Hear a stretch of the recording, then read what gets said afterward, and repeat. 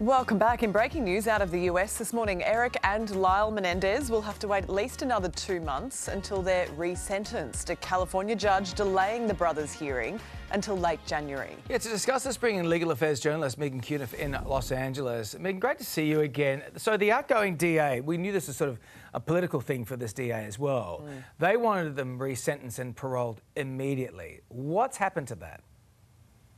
Yes, there was a hearing today where the judge has said he'd like to take some time to really review this. And also with the big political change that's coming up, there's another reason to delay it. It's December 2nd. We have a new district attorney who's taking power here in Los Angeles County. And he said that he's going to review this case. He hasn't said one way or the other what he's going to do. But of course, he has the power to take this recommendation back, and that could be pretty weighty with the judge if that did happen. So I think the judge is wanting to see if that happens, along with wanting to take the time to really review everything in front of him. Okay, so it's now rescheduled for January 30, as you say, 2025. So do you see this delay helping their cause or hurting it?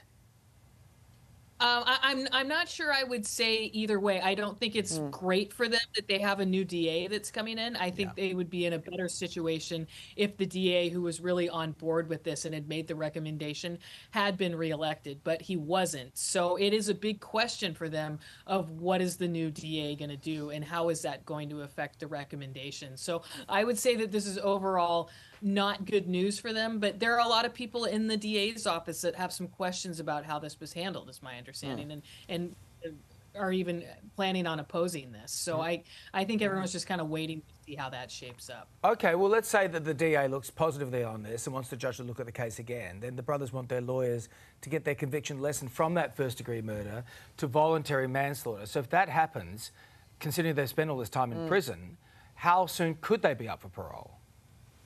And I think that Gascon, the current DA's recommendation, was not quite for voluntary manslaughter, but it would allow them to be eligible for parole immediately. So then it's just a question of what is the process like before the parole board? It goes to a completely different entity other than this judge who could approve the resentencing.